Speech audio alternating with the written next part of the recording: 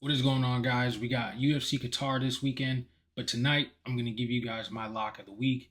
As soon as we're done with that, we're going to move on to the most confident picks, my favorite underdogs, and then we're going to wrap the video up with your favorite section, Makai's money making plays, the parlays. So make sure you guys like, comment, and subscribe to the channel. Share the video, and also, we're approaching almost the end of 2025. I want to hit at least 100 subscribers by the time the new year rolls around. So if you guys got friends that enjoy betting on UFC or at least want to hear, another analysis on each fight, make sure you guys send the video to them, have them subscribe to the channel so we could grow the community, man. I definitely appreciate it, but don't want to waste any more time with all the hoopla and whatever. Let's get straight into the lock of the week. Now, last week, there was a scramble of opponents on the side with Wellmaker. Haddon was supposed to fight. Originally it was supposed to be Wellmaker City, then it was Wellmaker Haddon, and 2 days before the fight, we get Wellmaker versus Ewing. And it was an excellent fight. A lot of people are going to say XYZ. I thought it was a really close fight. Could have went either way, in my opinion. Unanimous decision, it is what it is. But I also gave you guys the alternate lock with BSD and Carlos Prates, which hit. I also gave you Michael Morales straight, which hit. So I'm going to look at that week as a W. It is what it is. Hate me if you want to. Whatever. But this week, UFC Qatar, I think I sniped something here with some plus money value. I like to give you guys the upside. Don't really want to, there's a lot of guys giving out minus 250 locks. I'm not one of those guys. I want to get some plus money. I want to see a good amount of return. You know what I mean? So don't want to waste any more time. I got a really good play for you guys. So make sure you guys tune in. Lock of the week, UFC Qatar. Let's get to it.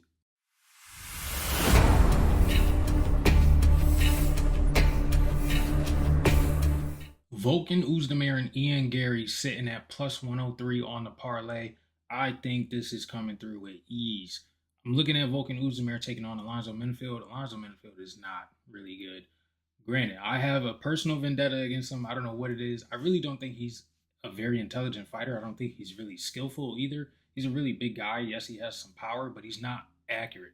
When I'm looking at Volkan Oezdemir, he's clearly levels above Alonzo Menifield in MMA. I think he could take Alonzo down. I think he could snipe him from the outside. He's got really good boxing in the pocket, too. We saw him show off his jiu-jitsu against Bogdan Guskov, who was on the rise and was looking like a dangerous contender. So that win over him definitely ages well, in my opinion. I'm looking at Alonzo Menifield's past two. It's a split decision win over Julius Walker and a split decision win over Umar Sy. Both of those guys have wrestle-heavy first game plans. Then I'm looking at the fights prior, right? Carlos Oberg, KO, 15 seconds. Kickboxer. Azmat Mirzakhanov, KO in the second round. And that was the last time that Alonzo Menifield was overseas. I believe that fight was in Abu Dhabi, got knocked out. So Alonzo Menifield was already 0-1 in Abu Dhabi or in Qatar. That Eastern, wherever the hell they are. That Eastern, it's not Europe, but I just had a brain fart. You know what I'm trying to say, though. Alonzo Menifield is not going to win over there. He's not going to win against Volkan Oezdemir either. Good power, good accuracy on his shots. If you look at his fight with Carlos Oberg, he landed some pretty good clean counters. I think if that was an Alonzo Menifield or anyone other than the caliber of a Carlos Oberg, he probably was going to put him out. I think Volkan rips really nasty body kicks, leg kicks. I think he's going to be able to zap the explosiveness of Alonzo Menifield, who really loads up on like some wide hooks. I think Volkan's jab is really going to work for him. I think Volkan is live to knock him out within the first 2 rounds. I don't see this fight going long. It should be a Volkan Oezdemir performance. Volkan Oezdemir, he's got kind of an ugly record in the UFC. I think it's like 7-5, but he's got some really good wins. The losses are to very high caliber guys. Carlos Oberg, Ankalaev, Yuri Prohaska, 2 former champions, 1 title contender. So I'm not going to give the guy a lot of slack. I think he's pretty good. Just not on that upper echelon tier. But I think Volkan Oezdemir should walk through Alonzo Menifield here. Pretty solid pick for me. And then matching that up with Ian Gary, I think he's going to be a really tough puzzle for Bilal on the feet. Looking back at UFC 322, I told you guys repeatedly that the control between Islam and Bilal is completely different. That's why the fight played out exactly how it did between Islam and JDM. Bilal, yes, he has a pressure-heavy first game plan, wants to take you down, wants to get you there. But one thing that he's not really good at is controlling guys. He can't keep you there. He doesn't really have good top control, doesn't really threaten you with submissions either. Ian Gary has really good takedown defense. He's really elusive. It's going to be hard for Bilal to track him down. I think we're going to see Bilal caught chasing a lot. I think Ian Gary can mix in some high kicks, which would definitely surprise Bilal, who likes to dip, side to side when he's getting his boxing combinations off. I think Ian Gary is going to be a riddle for Bilal. I think the upside in this fight would be a finish for Gary. Granted, both of these guys are kind of decision merchants. I would lean more towards, Bilal being the decision merchant, but Ian Gary has his fair share of decisions. I'm not a really big fan of him, but I understand that this is a really key matchup. This is a fight for Gary to win. It's 3 rounds where Bilal really thrives in 5 rounds. Ian Gary is going to be the quicker guy in the fight. I think he's going to get a lot more off. He's really good at getting shots off, going laterally, and even backing up. You look at the Shavkat fight, he had some success in the wrestling, even threatened Shavkat with a submission. The only guy to not get finished by Shavkat, Rakhmonov. I think if you match up Bilal and Shavkat, he's going to knock him out. Granted, the dude has an iron chin. I think there's moments where you could crack Bilal. We saw him getting pieced up by JDM, more so with the boxing combinations. I think Ian Gary's slickness could open up a finish for him. I'm not going to go out and say Ian Gary knocks him out or anything like that, but I wouldn't be surprised if we see Bilal hurt in this matchup. The long reach for Ian Gary, 6'3", 77-inch reach, I believe. But that length that he has, especially with his legs, is definitely going to cause a huge issue for Bilal. I could see him, teeping the body, teeping the thighs, and making Bilal stay at range, and really just playing keep up the entire fight. Will he get Ian Gary down? Maybe. Does he control him? I don't think so. Ian Gary has been working with Shoot the Box, been working with Charles Oliveira. He's working on submission game. I think Ian Gary is live to win here. Inside the distance wouldn't be crazy, but I'm leaning more towards a decision. But again, take them both money line. Plus 103, I think is really solid value. And I think we're coming through with a lock of the week parlay once again. So that's what I got. Lock of the week. I really like it. I think it's a solid play. Let's move on to the most confident picks. I got 3 of them for you. Of course, I'll pull them up. Here we go. Abdul Rakhmonov Yakyayev, minus 1,400. There's no value on this guy whatsoever. It is what it is. Arman Tsurukyan sitting at minus 500, and then Asu Amabayev sitting at minus 210. Yakyayev, let's start there. He should knock out Rafael Sakata round 1. I'm telling you now, it's a squash match. It's something for them to promote this guy. I think he's going to walk away. I really don't have much to say. Rafael Sakata, he's a decent striker. He's been finished 2 out of his 3 matchups. He was getting beat up by Julius Walker last time out. He should get knocked out here. Yakyayev, he's really clean, man. I like his striking. He also has some submission danger too, so I wouldn't be surprised by like a clubbing sub. But I think he's going to piece Rafael up on the feet. You've seen him knocked out up against the cage against Bukakis. You see Ibu Aslan run through him. Yakyayev should take this guy out within 3 minutes, I'm telling you. Yakyayev, first round. But again, there's no value. The TKO line is minus 160. The submission prop, however, does have some value. I believe it's sitting around minus 500. Let me pull that up for you guys now so I'm not talking out the side of my ass. Yakyayev's sub is, oh no, got blasted, plus 200. Thought it was a little wider than that. But no, yeah, I think Yakyayev wins in round 1. Let's see. Round 1, Yakyayev KO, or Yakyayev round 1, minus 175. Round 1 KO, not really seeing it. Plus 155, so a little bit of value there. That's really a chase, but I do think he gets him out of there in the first round. Squash match, Yakyayev out of there. I'm telling you. Arman Tsurukyan, minus 500. Ugly price. He is definitely going to have to be a parlay piece. Not going to be able to play him straight up unless you throwing out some serious cash. But I do think he's going to be able to beat Dan Hooker. Dan Hooker, he is a fan favorite. I like Dan Hooker. I'm more of a Dan Hooker fan than I am of Arman Tsurukyan, but I can't pick Dan Hooker here in this matchup because I do see him getting controlled. I know you're looking at the Gamrot fight where he was able to get back to his feet and avoid the control from Gamrot, but I'm thinking about Gamrot, and Gamrot is really like Bilal. They don't really have control. They can take you down. They can't keep you there. It doesn't really threaten much, finish upside either. Armin Tsurukyan is a nasty finisher. He's got power in his hands. He can knock you out. He can submit you. He's very well versed in MMA. I think he has been working on his grappling. We saw that, in the two grappling matches that he had a couple months ago. I believe it was earlier this year in May. Submitted Benson Henderson first round. I believe it was an arm triangle, put him to sleep. I think Tsurukyan's going to come in here and definitely look to finish Dan Hooker. It's not like we haven't seen Dan Hooker finish before. He's been submitted before. He's been TKO'd. I think Armin Tsurukyan is a lock to win. Does he finish him?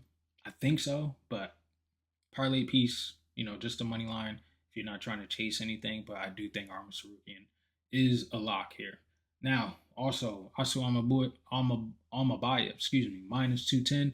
I think he's going to beat Alex Perez. I have a lot of worries about Alex Perez, especially when it comes to the mobility with the injury to his knee. He's pulled out of a fight with Steve Erceg not too long ago. There's a lot of questions around what Alex Perez looks like in 2025. Last time out, his knee popped against Taitsuda Taira. He was doing okay early in that fight, but the leaps and bounds that we saw from Taitsuda Taira from that match, from the Royval match to what he just did to Hong Sung Park, I think Taitsuda Taira would come out and finish Alex Perez even today. I think Alex Perez is a little past his best stage. He's been in the UFC for a while now.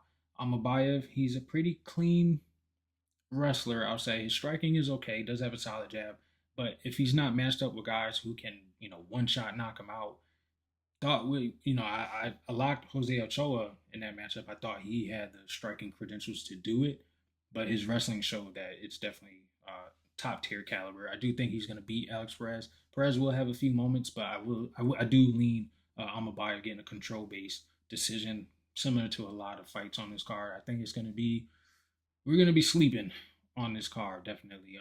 It starts pretty early. You're definitely going to need some coffee for it. A lot of OVs, a lot of EVs. Hopefully we get some finishes, but I'm leaning towards 10 decisions, 2 finishes maybe, something of that order. But I think Almabayev is a solid play here. I think he should win. I think the over 2.5 is definitely a lock. I do believe Almabayev wins decision. I wouldn't be surprised if he gets like a leg lock or even threatens with a rear naked choke. So Almabayev sub that isn't crazy to me, but Alex Perez is a little gritty. But I think he can finish him, especially seeing how injured he has been. What is the status or what mind state is he in? There's a lot of things that go around Alex Perez right now, and I can't pick him. So I gotta favor Asu in this matchup. I think he is a very confident pick of mine. Now I'm going to bring up 2 more. I'm not going to put them on the screen, but Denzel Freeman sitting at minus 195. Like I told you guys on a breakdown, I don't think Bujo is really good. Granted, this is a shorter notice matchup, 3 weeks to prepare. I think Freeman has got what it takes to, run through a Bujo. I'm looking at Freeman inside the distance. We're getting minus 135. Freeman KO plus 135. Freeman submission plus 550. I think the submission is live. We saw him submit Stephen Asplin. He's got really good wrestling. He can trip. He can utilize trips, takedowns. I think he might surprise Bujo on the feet, and we'll see, Bujo's record really exposed because I don't think he's really that good. And then I'm also going to bring in Shamil Gaziev. I do think he is the better striker between him and Sergey Spivak. I think he'll be able to defend the takedowns pretty well, sitting at minus 140. I think a lot of people are sleeping on Gaziev because he wasn't finished, but he retired. Said he didn't want to fight anymore against Jairzinho Rosenstrike. But I do think Gaziev is the right pick. Does it go late? It could, but I do think Gaziev has upside of finishing Sergey Spivak. Gaziev via KO is plus 125, so not that crazy, but I do think he can win. I do think he can finish Sergey Spivak. So yeah, that's what I got for the most confident picks. For the favorite underdogs, I got 3 of them for you. You can see them now. We're going Kyoji Horiguchi, we're going Ryan Loder, and then we're going Alexandre Tuporia. Yes. Kyoji Horiguchi taking on Tagira Ulanbekov.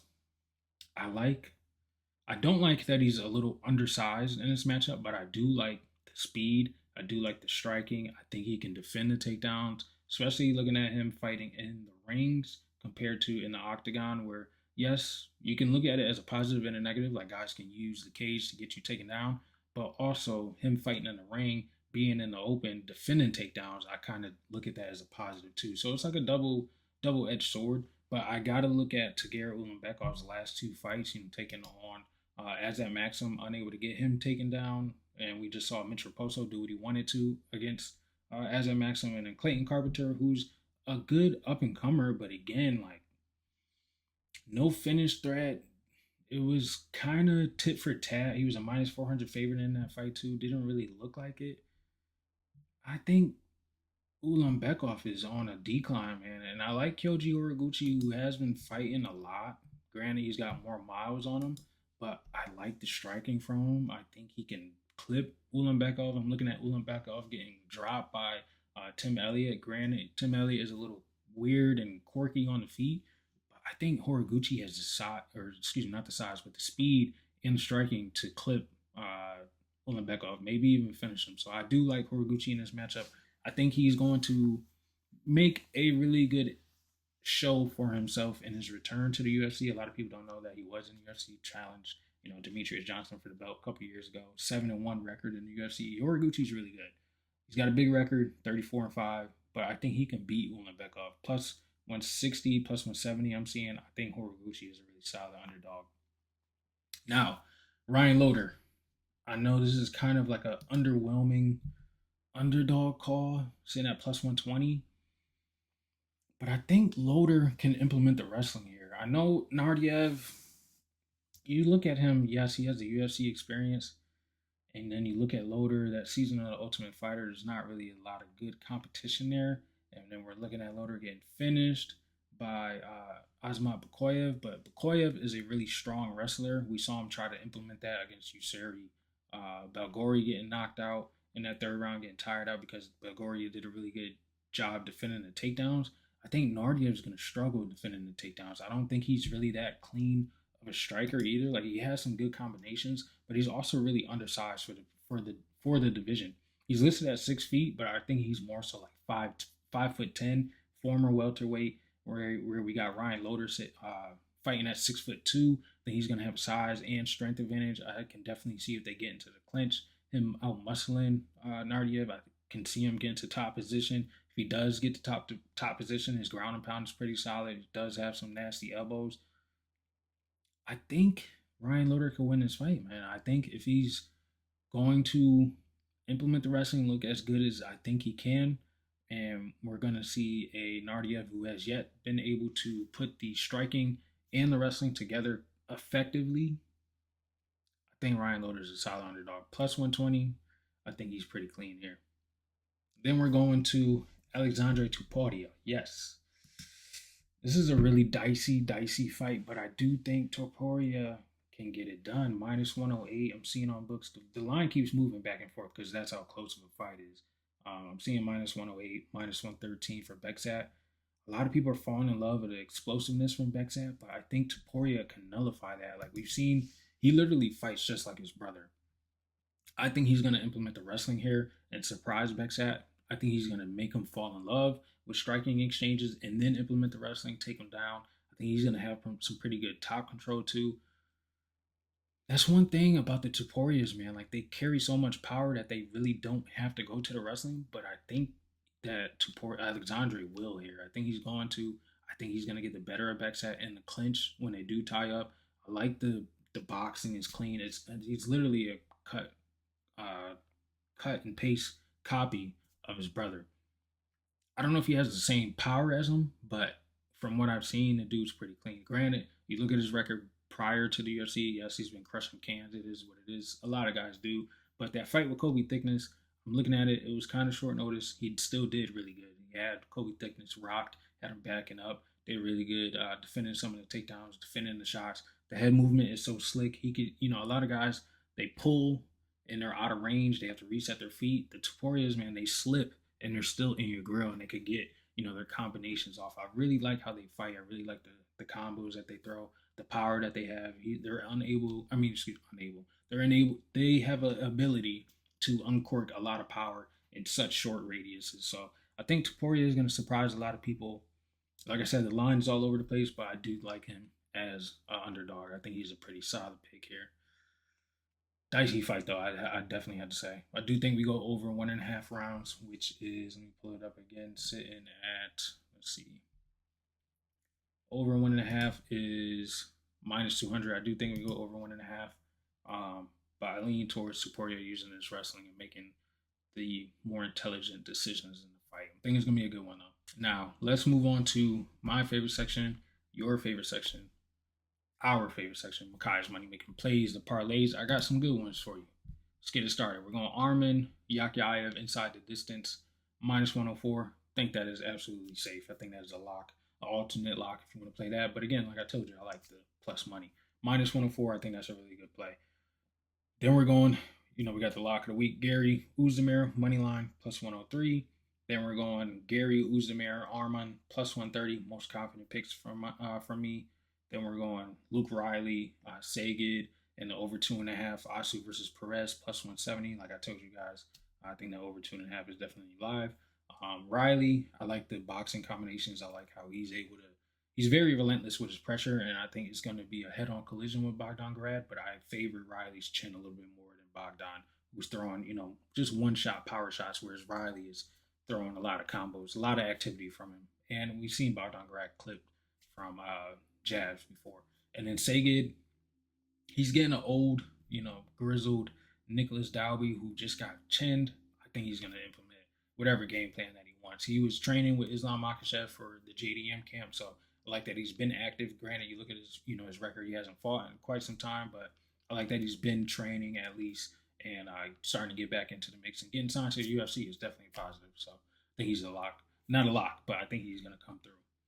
Then we're going Gaziev, Orlabai, Riley, over 2.5, Gary versus Bilal. Like I told you, I do lean Ian Gary to win via decision. Orlabai with Jack Hermanson. I think Hermanson is going to look like a bag of bones on that scale, dropping to 170. Don't really like the career move for him at 37 years old. I think Orlabai is going to be able to. The guy who's coming up, who hasn't been able to make 155, I think is going to be a little stronger than Jack Hermanson and the grappling exchanges. And like I told you, Gaziev, pretty solid, confident pick for mine. Then we're going to dog money. Kyoji and Loader, +450. Think they're going to surprise a lot of people on their tickets. If you're betting Nasruddin, what's his name? Nardiev. There we go. If you're betting on Nardiev, I think you're definitely going to be sweating. You're definitely going to be sweating if you're betting Loader, but Nardiev's been pretty underwhelming, man. Pretty underwhelming. And Kyoji, I think he's got what it takes to beat Ulanbekov. I don't think Ulanbekov is really that good. I always get him and Said Nurmagomedov mixed up. So when I was doing like the tape, I was like, hold on, am I watching the right guy? But I think he could beat Ulanbekov. Then we're going Volkan, Topuria, Denzel Freeman, under 4.5, Arman versus Hooker, +516. I do think Arman gets a finish in that matchup. I think I'm going to lean submission. Could be, first 2 rounds, honestly, with how antsy Arman's been to get back in octagon. You never know. I think he could surprise Hooker with the pressure that he's going to put on him. And then I told you already, Freeman and Volkan. Over 1.5, Beksat versus Topuria, Yakyaev, inside the distance, Ozdemir, Freeman, over 2.5, Aliev versus Shimrock, +707, Yakyaev KO, Uzdemir KO, and Kyoji, moneyline, +920, Tsurukyan inside the distance, Gary decision, Gaziev and Riley KO, +1010. I think that's a really solid play. And then if you want to go full Degen, we're going Arman and Asu Amabaya via sub, +1900. I wouldn't be surprised by that one. I think that's a really solid play too. And that's what I got for Makai's money making plays for UFC Qatar. So let me know in the comments what you guys think. Again, I think the lock of the week is solid. I think we're coming through.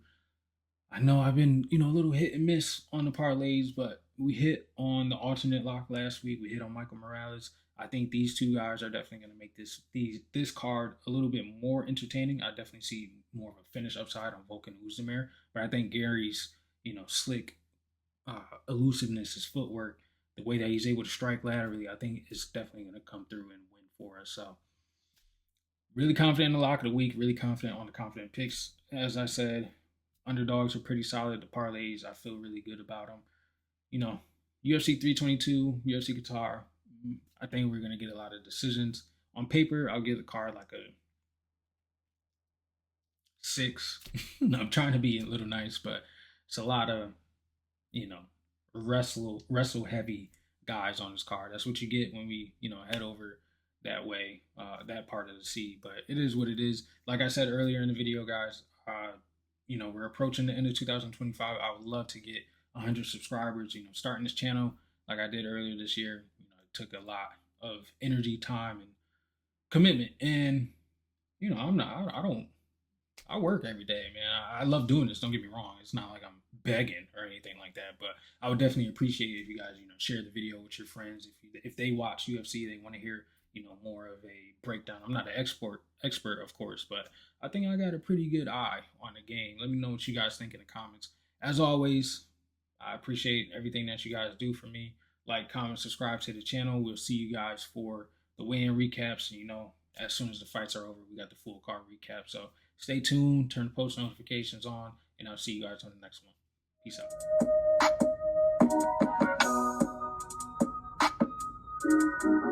out.